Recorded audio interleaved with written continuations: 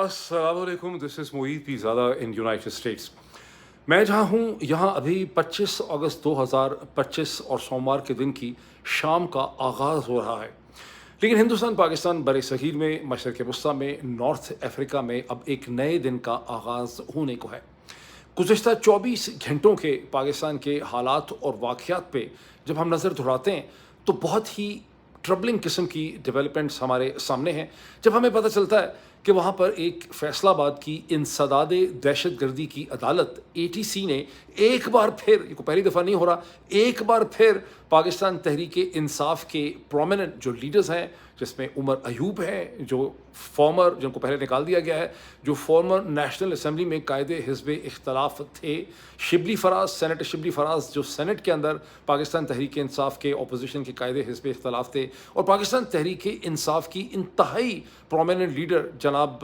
सरताज गुल साहिबा को 10-10 साल की, खाली इन्हें नहीं, इनके साथ 56 और पाकिस्तान तहरीक इंसाफ के वर्कर्स और लीडर्स जो हैं, उन्हें 10-10 साल की सज़ाएँ सुनाई जाती हैं May 9 के केसेस के हवाले से। अब ये पहली दफ़ा नहीं है कि इन्हें सज़ाएँ सुनाई दी गई हैं। 31 जुलाई को भी इसी किस्म की सज़ाएँ सुनाई गई, उससे कुछ और दिनों में भी सुनाई गई, जिसके नतीजे में अब 100 से ज़्यादा पाकिस्तान तहरीक इंसाफ के जो लीडर हैं, नुमायाँ लीडर्स हैं, नुमायाँ वर्कर्स हैं, वो सब जो हैं उनको 10-10 साल या इसी किस्म की सज़ाएँ जो हैं वो सुना दी गई हैं। उन्हें नाअहल करार दे दिया गया है, जिसमें बहुत ही प्रोमिनेंट लीडर जनाब डॉक्टर यास्मीन राशिद, जो फॉर्मर हेल्थ मिनिस्टर हैं, वो भी शामिल हैं। उसमें सेनेटर एजाज चौधरी साहब शामिल हैं, उसके अंदर महमूद रशीद साहब शामिल हैं, उसके अंदर फॉर्मर गवर्नर ऑफ पंजाब जनाब उमर सरफराज चीमा शामिल हैं, और तो और पंजाब की जो प्रोविंशियल असम्बली के लीडर हैं मलिक अहमद खान बशर साहब जो हैं, उन्हें भी इसी तरह से सज़ा सुना दी गई है, डिस्क्वालीफाई कर दिया गया। तो जहन में सवाल उठता है कि ये इस तरह से जो सज़ाएँ अब दोबारा बार बार इनको सज़ाएँ सुनाई जा रही हैं, इसका क्या मतलब है? और इससे हमें पाकिस्तान के बादशाह सलामत जनाब field marshal general Asim Munir जो हैं,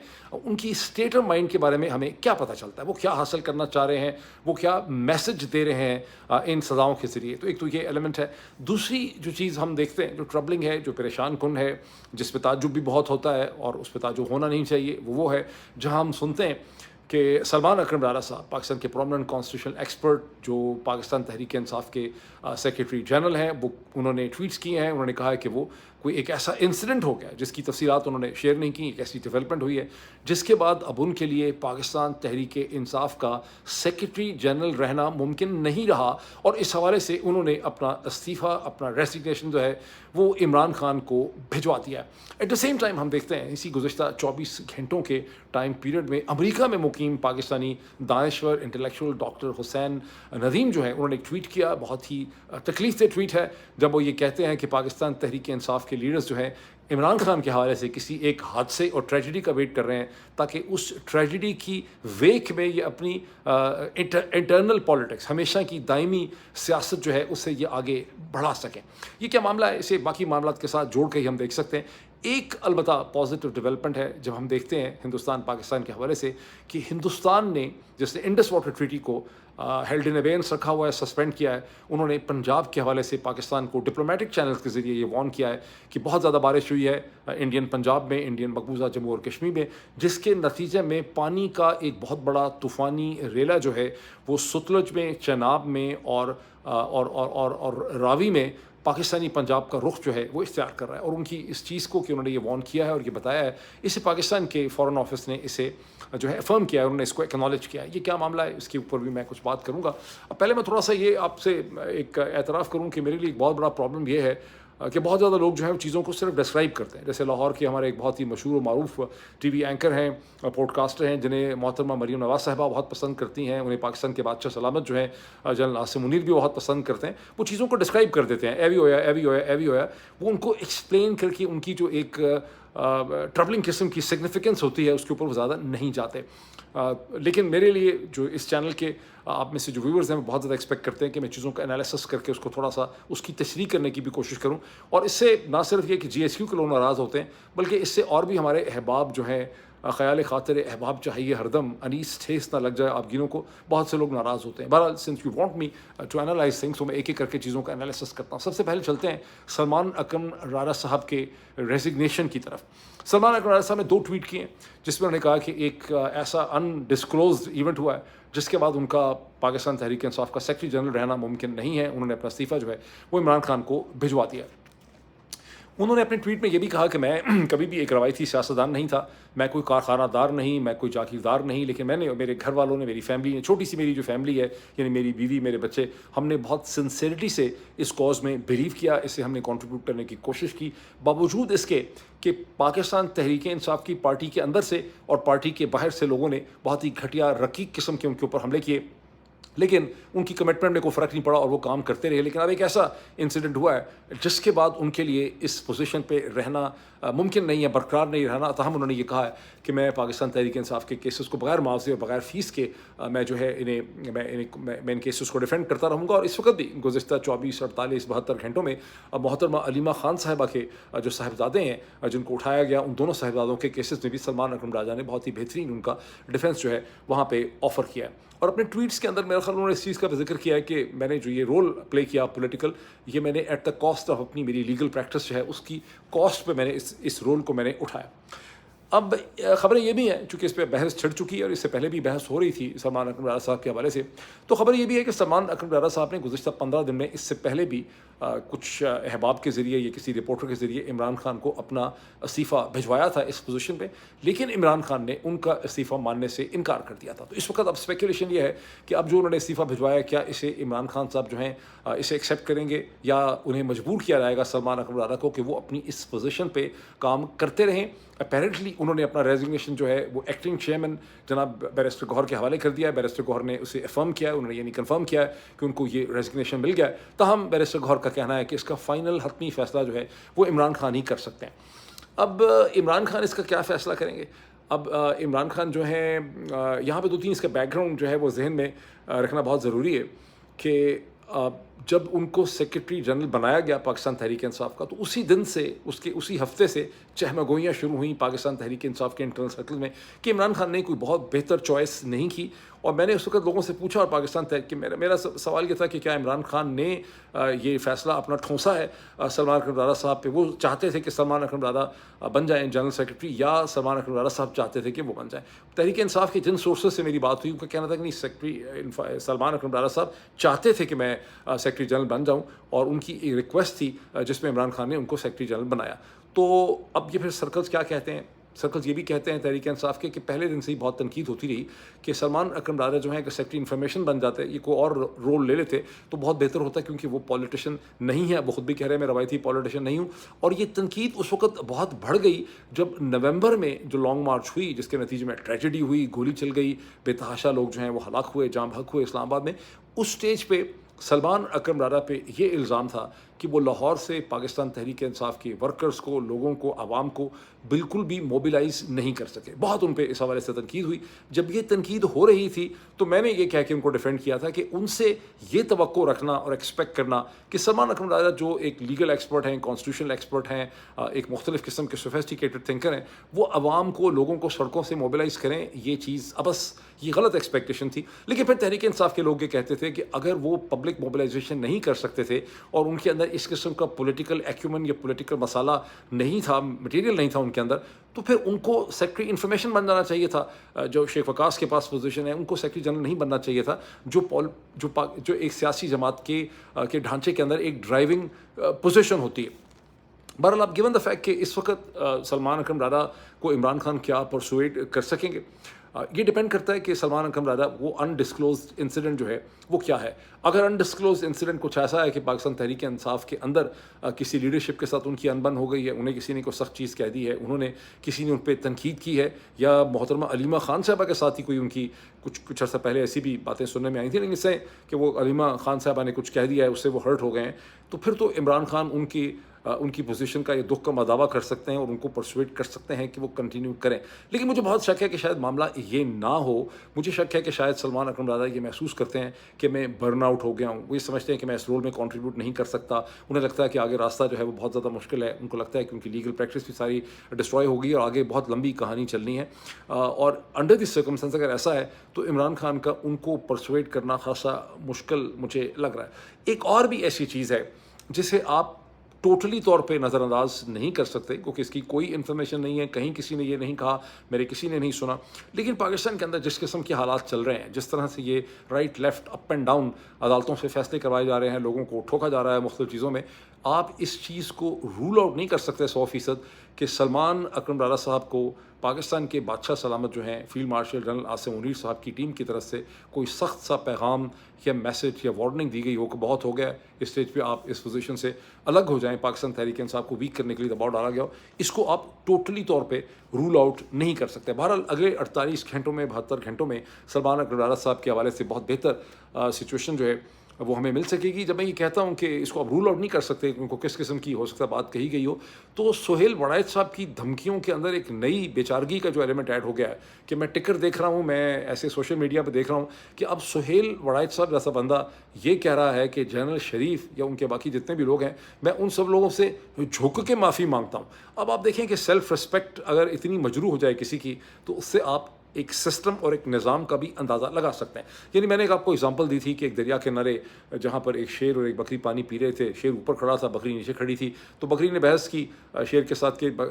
بادشاہ سلامت پانی آپ کی طرف سے نیچے آ رہا ہے، میں اسے بھلا کیسے گندا کر سکتی ہوں؟ تو اب وہ بکری یہ کہنے پہ مجبور ہو گئی ہے پاکستان کے نظام حقیقت کے نظام جسٹس میں کہ بکری کہہ رہی ہے کہ بادشاہ سلامت پانی تو پتہ نہیں نیچے ہی آیا کرتا تھا، لیکن کس طرح سے مجھے پتہ نہیں کہ کیسے میں نے پانی گندا کر دیا یا گندا پانی نیچے سے اوپر کی طرف چلا گیا، لیکن مجھے آپ معافی دے دیں۔ تو ایسا جو پاکستان ہے اس میں آپ کو بتاؤں کہ ہم لوگوں کو کہہ تو دیتے ہیں سب لوگ کہ جناب فلاں بڑا اس نے ہمت نہیں دکھائی، میں اس پاکستان میں ہوتا تو میرا خیال ہے ہر شام کو میں کھڑا ہوتا ڈی چوک کے اوپر، وہاں نعرے مار رہا ہوتا کہ بادشاہ سلامت، جنرل عاصم منیر زندہ باد، جنرل عاصم منیر زندہ باد، جہاں پناہ آپ کا اقبال بلند ہو، وغیرہ وغیرہ وغیرہ۔ سو موونگ فارورڈ اب آئے فیصل آباد کی اینٹی ٹیرر کورٹ کے اوپر، جہاں پر عمر ایوب صاحب کو، شبلی فراز کو اور ساتھ ہی ان کے سرتاج گل صاحبہ کو 10 سال کی سزائیں جو ہیں وہ سنا دی گئی اور 56 مزید لوگوں کو سزا سنائی دی گئی۔ جیسے کہ میں نے پہلے کہا کہ اب تک 100 سے زیادہ لوگ جو ہیں ان کو اس قسم کی سزائیں جو ہیں وہ سنا دی گئی ہیں۔ تو اس کی سگنیفیکنس کیا بنتی ہے؟ فوراً 31 جولائی کو جو فیصلہ ہوا تھا اس میں میرا خیال ہے جو سرگودا کی اینٹی ٹیرر کورٹ تھا جس میں ڈاکٹر یاسمین راشد، جس میں سینیٹر اعجاز چودھری، جس کے اندر عمر سرفراز چیمہ، جس کے اندر محمود رشید صاحب کو سزائیں جو ہیں وہ سنائی گئی تھیں، اور پنجاب کے جو لیڈر آف دی اپوزیشن ہے مالک احمد بچہ، ان کو بھی اسی طرح سے سزا سنا کے ڈسکوالیفائی جو ہے وہ کر دیا گیا۔ لیکن اس سے پہلے کہ میں جنرل صاحب کے مائنڈ کی طرف چلوں، تھوڑا سا ایک چھپتی ہوئی ڈیٹیل کو دیکھیں جس کا تعلق زرتاج گل صاحبہ سے ہے، جنہوں نے ٹویٹ کیا انہوں نے کہا کہ جس فیصلے میں مجھے سزا سنائی گئی ہے فیصل آباد کی اینٹی ٹیرر کورٹ سے، میں اس میں بالکل بے قصور ہوں اور انوسنٹ ہوں۔ اب کسی کو بھی اگر سزا سنائی جائے دنیا کے کسی بھی حصے میں، وہ کہے گا میں بے قصور ہوں، میں بے گناہ ہوں، کیونکہ اس نے اپیل بھی کرنی ہوتی ہے۔ لیکن زرتاج گل صاحبہ نے بڑی چھپتی ہوئی ایویڈنسز رکھی ہیں۔ پہلے تو انہوں نے یہ کہا کہ میرے اوپر جو کیس بنایا گیا ہے اس میں پرنسپل ایلیگیشن یہ ہے کہ 7 مئی 2023 کو عمران خان کی لاہور کی رہائش گاہ زبان پاک میں ایک سازش کی گئی اور میں اس میٹنگ میں وہاں پہ شامل تھی۔ اچھا، یہ وہی میٹنگ اور سازش والی میٹنگ ہے جس میں پروسیکیوشن کا کیس یہ ہے کہ پولیس کے جو جاسوس تھے، انسپیکٹر افسر، وہ عمران خان کے صوفے کے پیچھے ٹیبل کے نیچے چھپے ہوئے تھے۔ یہ وہی ایویڈنس ہے جسے پہلے انسداد دہشت گردی کی عدالتوں نے ماننے سے انکار کر دیا تھا، پھر جسے اب سے چند مہینے پہلے لاہور ہائی کورٹ نے کہا کہ اس ایویڈنس کو مانیں، یہ ایویڈنس کو لیٹ اس کو ایڈمٹ کر لیں، اس کو مان لیا گیا۔ ایویڈنس کتنی مذکّہ خیز ہے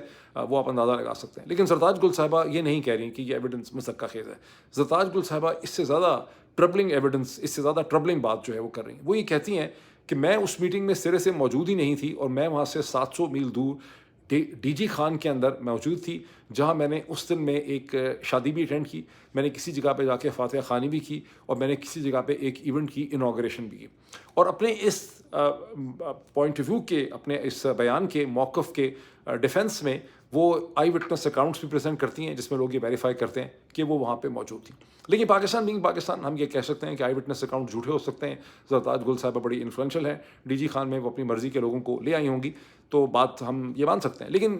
پرابلم بڑھ جاتا ہے جب زرتاج گل صاحبہ نے سوشل میڈیا کی، ٹویٹر کی اور سوشل میڈیا کی ایسی پوسٹس بھی پریزنٹ کی ہیں عدالت کے سامنے، جن پوسٹ سے یہ پتہ چلتا ہے، جہاں تصویریں لگی ہوئی ہیں کہ زرتاج گل صاحبہ ایک جگہ پہ فاتحہ خوانی کرنے پہنچی ہیں، ایک جگہ پہ انوگریشن کر رہی ہیں، ایک جگہ پہ اسے کہتے ہیں وہ شادی اٹینڈ کر رہی ہیں۔ تو اس ساری ایویڈنس کے نتیجے میں وہ کہتی ہیں کہ ساری ایویڈنس جو ہے عدالت کے سامنے رکھی گئی تھی، اور اس سے پہلے جو سرگودا کی عدالت تھی گزشتہ 2024 میں، اس نے پروسیکیوشن کی اور سرکار کی ان ایویڈنسز کو ماننے سے انکار کر دیا تھا۔ تو زرتاج گل کی جو یہ جو ٹویٹ ہے، اس سے آپ اندازہ لگا سکتے ہیں کہ پاکستان میں کس طرح سے بادشاہ سلامت جو ہیں ان چیزوں کو آگے لے کر بڑھ رہے ہیں۔ اب بادشاہ سلامت یہ کیوں کر رہے ہیں، اس سے پہلے میں تھوڑی سی ایک چیز اور ایڈ کر دوں جو سرتاج گل کے پوائنٹ آف ویو کو تھوڑا سا سپورٹ کرنے کے لیے، کہ میں امریکہ میں تھا 9 مئی 2023 کو، اور میں صبح اٹھا امریکہ میں ایسٹرن اسٹینڈرڈ ٹائم کے حساب سے، EST جسے کہتے ہیں، کچھ 9:30 10 بجے میں اٹھا ہوں گا، اور پاکستان سے ہم 9 گھنٹے پیچھے تھے. تو جب 10 بجتے ہیں ایسٹرن اسٹینڈرڈ ٹائم میں، تو اس وقت پاکستان میں شام کے میرا خیال ہے 7 بج جاتے ہیں، کیونکہ 9 گھنٹے آگے. تو اس وقت تو میرے خلاف کچھ نہیں ہوا، لیکن 1 مہینہ اور 4-5 دن کے بعد 13 جون کو میرے خلاف ایک FIR کاٹی گئی. اور جب مجھے پتہ چلا کہ میرے خلاف 9 مئی کے حوالے سے FIR کاٹی ہے، تو میرے ذہن میں تھا کہ FIR یہ کاٹی ہوگی کہ معید پیرزادہ نے لوگوں کو انسپائر کیا. اس کی باتیں اس قسم کی تھیں کہ لوگ جو ہیں وہ جو ہے غصے میں آ گئے، اور انہوں نے انسپائر ہو کے انسٹیگیٹ ہو گئے، ان کو انسٹیگیٹ کیا ہوگا. تو میں نے FIR منگوائی، تو میں نے FIR لکھی، تو مجھے بڑی حیرانگی ہوئی. FIR میں یہ لکھا ہوا تھا کہ ایک آدمی یہ کہتا ہے کہ وہ دن کے پتہ نہیں 12 بجے 1 بجے، جہاں جو بھی ٹائم تھا 2 بجے، وہ کہیں پہنچا، اور اس نے دیکھا کہ ایک ہجوم جو ہے وہ بلوا بھی کر رہا ہے، اور ایک وہ ملٹری انسٹالیشن کے اوپر حملہ کر رہا ہے. وہ اس لوگوں کے قریب چلا گیا، اتنا دلیر آدمی تھا کہ ان کے قریب چلا گیا، اور اس نے ان کے ہاتھ میں فون تھے، اور اس نے ان کے ہاتھ سے فون لے کے دیکھے، اور ان فون کے اندر معید پیرزادہ جو ہے وہ امریکہ سے بیٹھا ان لوگوں کو انسٹرکشنز دے رہا تھا کہ ملٹری انسٹالیشن پہ حملہ کس طرح سے کرنا ہے. اگر اس طرح کی ایویڈنسز پہ FIRs کٹ رہی ہیں اور اس کی بیسس پہ فیصلے کیے جا رہے ہیں، اور سرتاج گل صاحبہ یہ بتاتی ہیں کہ جو 9 مئی کے اوریجنل کیس ہے اس کی FIR میں ان کا نام نہیں تھا. ان کے نام کوئی پتہ نہیں 6 مہینے کے بعد، جس کو ضمنی کہتے ہیں، اس کے انگلش میں سپلیمنٹری کہتے ہیں، اس میں ان کا نام ڈالا گیا. جس طرح سے 1 مہینے 4 دن کے بعد میرے خلاف ایک سپریٹ FIR کاٹ دی گئی. تو اس سے آپ چیزوں کے کیا ہو رہی ہیں، کس طرح سے چیزیں، اس کا بخوبی اندازہ جو ہے وہ لگا سکتے ہیں. اب اس کو دیکھیے کہ اس سے ہمیں جو اصل کویشچن ہے کہ جو جہاں پناہ ہے بادشاہ سلامت جو ہے، ان کا جو ذہن ہے جنرل صاحب کا، وہ ہمیں کیا پتہ چلتا ہے، میسج وہ یہاں پہ کیا دے رہے ہیں. اورنگزیب عالمگیر، آپ ان کو سمجھا کریں. یہ جو عمر ایوب ہیں، شبلی فراز ہیں، اور جو بہت سے اور لوگ ہیں جنہیں سزائیں سنائی گئی ہیں، ان میں سے کوئی بھی میرا خیال ہے، اور اکثر لوگ جو ہیں ان میں سے کوئی بہت انقلابی یا ریولوشنری نہیں ہے. جب ان پہ دباؤ آیا، جب ان کو کہا گیا، جو ریکوائرمنٹس ہوتی تھیں بھائی لوگوں کی، یہ بیچارے پورے ہی کرتے رہے. کبھی کبھی بولتے تھے زیادہ، تو یہ بولتے نہیں تھے. اس وقت میسج یہ دیا گیا ہے کہ جو کچھ بھی یہ بول رہے تھے وہ بھی ایکسیپٹڈ نہیں تھا. اس کو ایک دیکھنے کا طریقہ یہ ہے، ان کو کہا گیا ہے کہ کچھ عرصے تک بیہیو کریں، اور اگر یہ بیہیو کریں گے اور اس طرح سے چلیں گے جس طرح سے سیکٹر کمانڈر چاہتے ہیں، تو پھر ہائی کورٹ سے، جن کو خود بھی بادشاہ سلامت ہی کنٹرول کرتے ہیں، وہاں سے ان کو جو ہے وہ ریلیف مل سکتی ہے. بیکاز مطلب فیری ویل، اس میں کوئی بہت زیادہ ہمیں غلط فہمی نہیں ہونی چاہیے کہ اگر بادشاہ سلامت کی مرضی نہیں ہوگی تو لاہور ہائی کورٹ ہو یا اسلام آباد ہائی کورٹ ہو، ان لوگوں کو ریلیف جو ہے وہاں سے نہیں مل سکے گی بیچاروں. ایک تو یہ ایلیمنٹ ہے. دوسرا اس ایلیمنٹ وہ ہے جس کی طرف ڈاکٹر حسین ندیم اشارہ کرتے ہیں، کہ بادشاہ سلامت ایک نئی پاکستان تحریک انصاف کی سیاسی لیڈرشپ جو ہے وہ کھڑا کرنا چاہ رہے ہیں، ٹوٹلی نئے سرے سے کھڑی کرنا چاہ رہے ہیں. ایک ایسی لیڈرشپ جو عمران خان کے بغیر چیزوں کو لے کر جو ہے وہ آگے بڑھ سکتی ہے. یعنی جو جنرل صاحب کے ساتھ نہیں چل سکتا وہ سب فارغ ہو جائے گا. تو ایک نئی لیڈرشپ جو ہے وہ کھڑی کرنے کا یہاں پہ پلان جو ہے وہ نظر آ رہا ہے. اچھا، اب یہ ذرا غور کریں کہ ان سب کو سزائیں جو سنائی گئی ہیں وہ GHQ پہ حملے کی نہیں سنائی گئی، بلکہ ان کو رانا ثناء اللہ صاحب کے گھر پہ حملہ کرنے میں یہ 56 لوگوں کو 10 سال کی سزائیں جو ہیں، کچھ لوگوں کو کم کچھ کو زیادہ سنا دی گئیں. رانا ثناء اللہ جو ہے ان کا گھر بھی نیشنل سیکیورٹی کا حصہ بن گیا. لیکن 2007 کے آخر سے لے کر 2022 تک میں پاکستان میں ٹیلی ویژن جرنلزم پروگرام کرتا رہا. بہت دفعہ مجھے رانا ثناء اللہ صاحب کو ٹی وی میں لینے کا موقع ملا، ان سے بات کرنے کا موقع ملا، ہاتھ ملانے کا موقع ملا، ان کے ساتھ کوئی چائے کافی پینے کا بھی مجھے موقع ملا.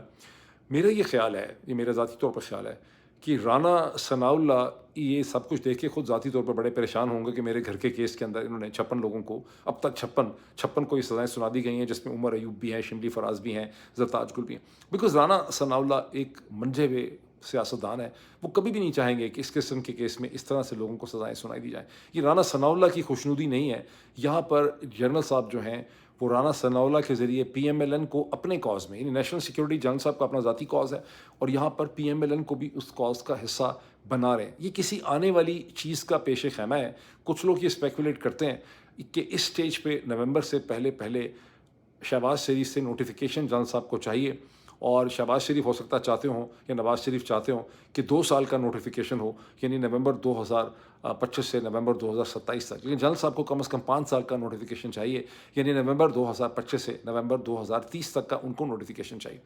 لیکن 30 میں بھی کیا یہ بات ختم ہو جائے گی اگر یہ 30 تک کی بات ہوتی؟ پاور جو ڈائنامکس ہوتے ہیں اور جب لوگ اس طرح سے ان کو طاقت کا ایک نشہ ان کو لگ جاتا ہے، جس طرح سے لوگوں کو شراب کا نشہ ہوتا ہے یا ہیروئن کا نشہ ہوتا ہے، پھر وہ نشے سے نکل نہیں سکتے. پاور جو ہے وہ ایک اس طرح کی انفیٹڈ پاور جو ہے یہ ایک نشہ ہوتا ہے. کوئی بھی اس قسم کی پاورفل پوزیشن کو چھوڑنا نہیں چاہتا. خطرہ یہ ہے کہ جنرل صاحب تحد قیامت جب تک وہ زندہ ہیں، اب ان کی کوشش ہے کہ میں یہاں پہ بیٹھا رہوں، اور اگر میں بالکل ہی بیماری ہو جاؤں بعد میں تو میں اپنے خاندان کے کسی بندے کو یا اپنے کسی لیوٹیننٹ کو جو ہے میں بنا دوں. اس طرح کی سچویشن کے اندر پاکستان جو ہے اس وقت جا چکا ہے. بہت زیادہ لوگ کہتے ہیں کہ اب پاکستانیوں کو بہت شعور ڈیولپ ہو گیا، ان کو چیزوں کی بہت زیادہ انڈرسٹینڈنگ ہو گئی ہے، ہمیں سب چیزیں سمجھ آ گئی ہیں. میں نے کبھی بھی اس اسٹیٹمنٹ کو بائی نہیں کیا. یس آف کورس انڈرسٹینڈنگ تھوڑی سی بڑھ گئی ہے لوگوں کی، لیکن میں اس کو بائی نہیں کرتا. میں ایک لٹمس ٹیسٹ آپ کو دیتا ہوں کہ وقت آ گیا ہے کہ آپ مولانا ابوالکلام آزاد کی جو کتاب تھی انڈیا ونز فریڈم، وہ اس کو نکال کے دوبارہ پڑھیں اور پھر اپنے آپ سے سوال پوچھیں کہ Maulana Abul Kalam Azad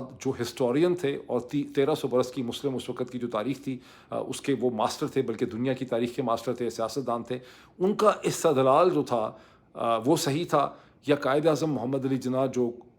brilliant constitutional expert تھے، جیسے سلمان اکرم دادا ایک بریلینٹ کانسٹیٹیوشنل ایکسپرٹ ہیں، تو کیا قائد اعظم محمد علی جناح اور ان کے ساتھ جو مسلم لیگ کی لیڈرشپ تھی انہیں چیزوں کی صحیح انڈرسٹینڈنگ تھی، یا مولانا ابوالکلام آزاد کو چیزوں کی صحیح انڈرسٹینڈنگ تھی؟ اور آپ پڑھیں اور اس پہ اپنے کامنٹ کریں، اور میں بھی مزید اس کے اوپر کسی اسٹیج پہ کامنٹ کروں گا. پھر دیکھیں گے کہ کتنی ہمیں انڈرسٹینڈنگ ہوئی ہے کہ پاکستان کا اصل پرابلم جو ہے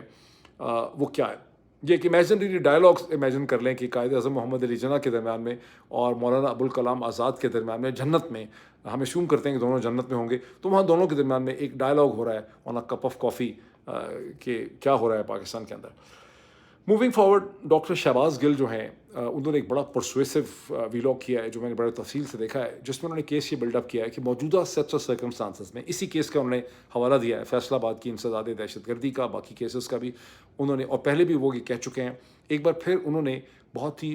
مکمل طریقے سے، مربوط طریقے سے انہوں نے اپنا کیس پریزنٹ کیا ہے کہ پاکستان تحریک انصاف کو پنجاب کے اندر ہونے والے جو ضمنی انتخابات ہیں اس کا بائیکاٹ کرنا چاہیے، اس میں پارٹیسپیٹ نہیں کرنا چاہیے. اور وہ کہتے ہیں کہ اس میں چند سیٹوں کا معاملہ ہے، اس کا میٹیریل افیکٹ اگر ساری سیٹیں پاکستان تحریک انصاف جیت لے، جو کہ ممکن نہیں ہوگا، ان کو جیتنے نہیں دیا جائے گا، لیکن اگر جیت بھی لے تو اس کا پاکستان کے پولیٹیکل ڈائنامکس پہ کوئی فرق نہیں پڑے گا. لیکن اگر اس الیکشن میں پارٹیسپیٹ کرتے ہیں ساری سیٹیں، دوسری طرف الیکشن کو رک کیا جائے گا، ظاہر رک کیا جائے گا، اور پھر مطلب اس کے مرضی کے نتائج حاصل کیے جائیں گے، اور یوں ایک ریگڈ فلاڈ الیکشن کو پاکستان تحریک انصاف اپنی پارٹیسپیشن سے اسے لیجیٹیمیٹ بنا دے گی دنیا کی نگاہوں کے اندر.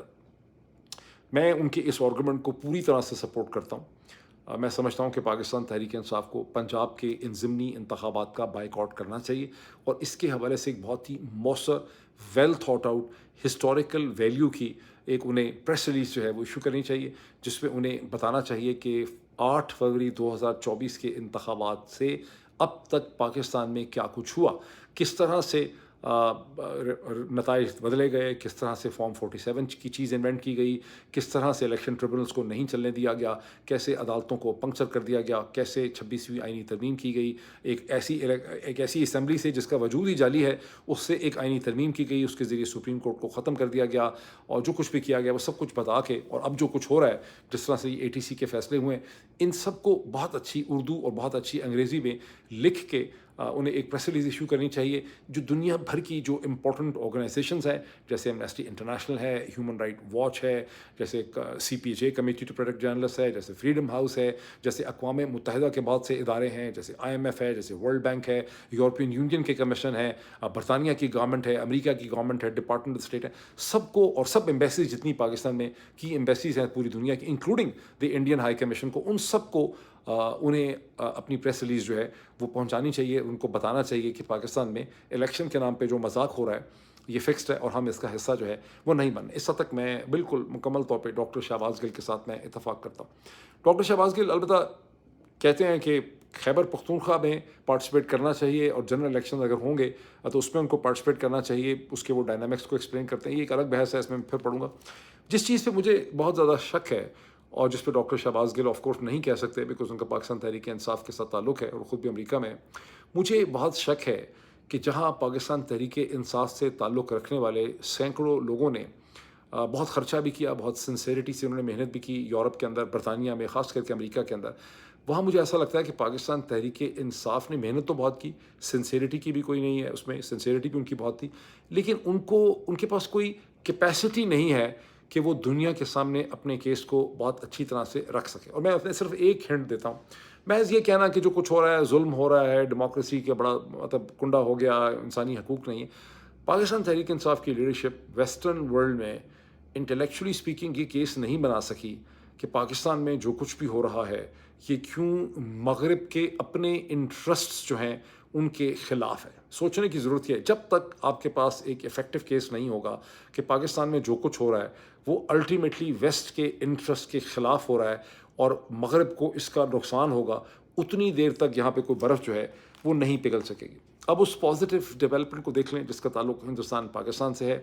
جہاں ہندوستان کی حکومت نے، جس نے انڈس واٹر ٹریٹی جو سن تاس کا معاہدہ ہے اسے سسپینڈ کر رکھا ہے پہلگام کی دہشت گردی کے بعد، اور وہ کہتے ہیں کہ ہم کوئی کوآپریشن نہیں کریں گے، ہم جو فلڈ واٹر ڈیٹا ہے، جو ہائیڈرولوجیکل ڈیٹا ہے وہ بھی شیئر نہیں کریں گے. خاصی ان کی لمبی چوڑی پوزیشن ہے. انہوں نے گزشتہ 24 گھنٹے میں ڈپلومیٹک چینلز کے ذریعے پاکستان کے فورن آفس کو، انڈین ہائی کمیشن کے آفیسز کو یوز کرتے ہوئے اسلام آباد میں وارن کیا ہے کہ بارشیں بہت شدید ہوئی ہیں مقبوضہ جموں اور کشمیر اور ہندوستانی پنجاب میں، اور ایک طوفانی ریلا جو ہے وہ اگلے 24 36 48 گھنٹوں میں پاکستانی پنجاب میں فلڈ کا داخل ہو رہا ہے، اور وہ 3 دریا اس میں افیکٹ ہوں گے، جس میں چناب ہے، جس میں ستلج ہے، اور جس کے اندر راوی ہے.